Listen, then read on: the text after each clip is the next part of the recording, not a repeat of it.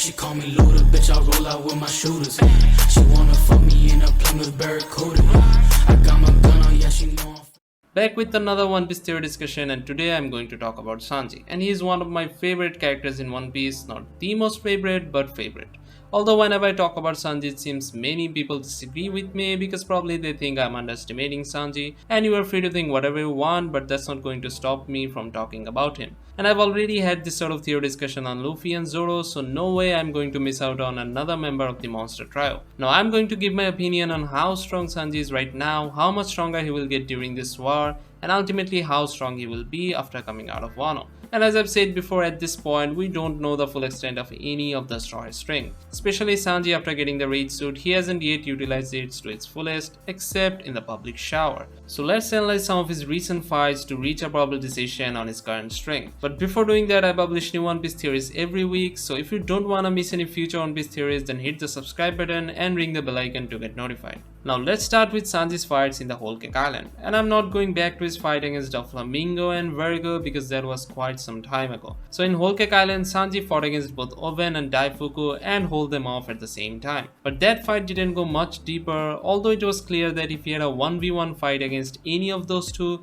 Sanji would have come out as the winner. And it was validated when he kicked Oven without even him realizing anything. Now we could say that Oven's stronghold is his brute force and the heat he generates, but Sanji even matched him at that in their first clash. And in terms of speed, Oven is far behind Sanji's level, so Sanji was fairly stronger than Oven at that point. Now let's compare Oven's strength with the characters in Wano. And if we look from the perspective of comparing to Yonko's crew, then the All-Stars from the Beast Pirates equals to the Sweet Channels of the Big Mom Pirates. And then Oven and Daifuku would be on the same level as the Tobiroppos. That means during the Whole Cake Island, Sanji was definitely stronger than the Tobiroppos, and I would say he was close to 3rd commander level at that point. But soon after that, Sanji got the raid suit, which completely changes the game. Now you might say that if he really was close to 3rd commander level in Whole Cake Island, then why didn't he beat Page 1 in Wano even with the raid suit on? Now having the raid suit doesn't instantly make you stronger, you have to get accustomed to that first. And it was basically Sanji's first time using the raid suit against any opponent. Now before the fight started, Sanji even said that he could beat Page 1 in an instant. Although that instant part was a bit too much, but he seemed confident enough that in his regular form, the way he has been fighting since the beginning, Sanji wouldn't have a hard time defeating him. But then he decided to give the suit a test run. And I think with the suit on, Sanji was comparatively weaker than his regular self, because it was a completely new experience for him. At first, he didn't even know that he could turn invisible. When Page 1 got serious and transformed into his hybrid form, Sanji got thrown away quite far. But that was the first and last thing he could do to Sanji, while through the whole fight, Sanji was all over Page 1. And after getting up from that attack in his next attempt, Sanji became more creative in using the suit, like charging on and then disappearing right before getting attacked, and then reappearing in a blind spot before landing a hit. Then he used the flying to reach a high altitude and utilized his speed to generate more friction to lift his legs and came up with a new technique. It basically points out that how quickly Sanji was adapting to the raid suit.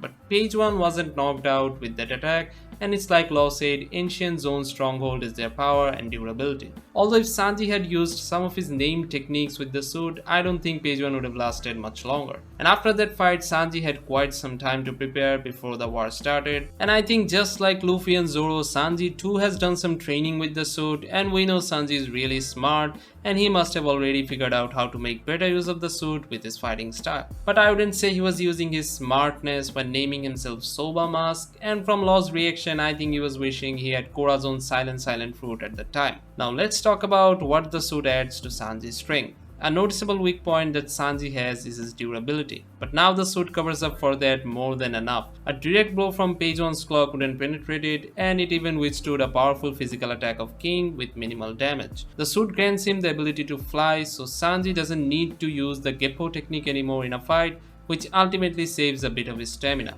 And Sanji was already pretty fast without the suit, and now the suit increases his speed even more. So in terms of durability, stamina and speed, the suit gives him a decent boost. Now about invisibility, it will help to deal with the forest really fast and even give him some advantage with some decent opponents. But against commanders or strong characters with observation haki, it's not going to be of that much use. although he can pull off one or two sneak attacks with it when the enemy is letting their guard down, like how he freed Momonosuke. And Oda always gives Sanji some clutch moments, and this ability is perfect for that. So going into the war, we might see Sanji pull off even more important tasks, like securing the road poneglyph that Kaido has in his residence, although if Kaido is defeated, there won't be a need for that. But the point is, the suit greatly matches or complements Sanji's strength, and by now I think he has got the hang of it, how to combine it better with his fighting techniques. So right now I would say Sanji is stronger than third commanders, close to second commanders, not yet on that level but pretty close. And I wouldn't put him any higher than that now, because if he was stronger than second commanders or on that level, he would have sort of engaged with King in a battle.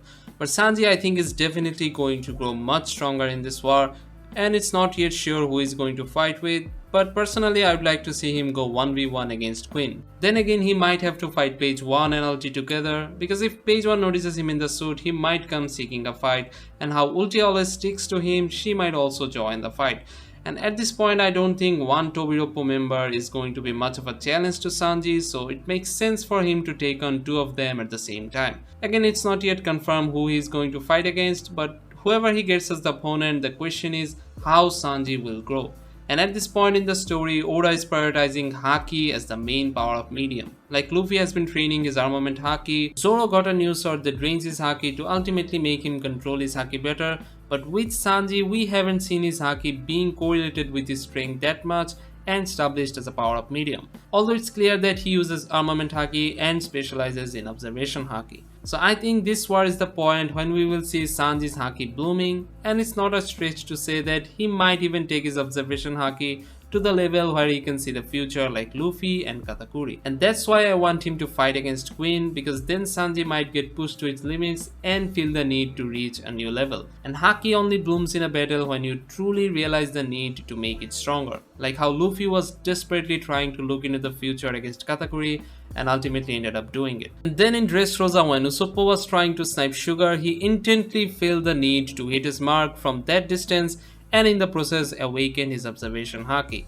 So if we get a similar situation with Sanji in this war, obviously he will be able to break through it and grow further. And also Sanji will be trying to wrap up this war fast and get to the ship to use his dream ability on Nami-swan, Robin-chan. I wonder how Nami and Robin are going to tackle this. Maybe they will both get observation Haki to save Sanji from eternal nosebleeds. Now about what we were talking before, besides getting a Haki bloom, Sanji I think will come up with one or two new strong techniques with his suit in this war. So Sanji will probably experience a huge amount of growth, leading him to finally reach and surpass the level of second commanders.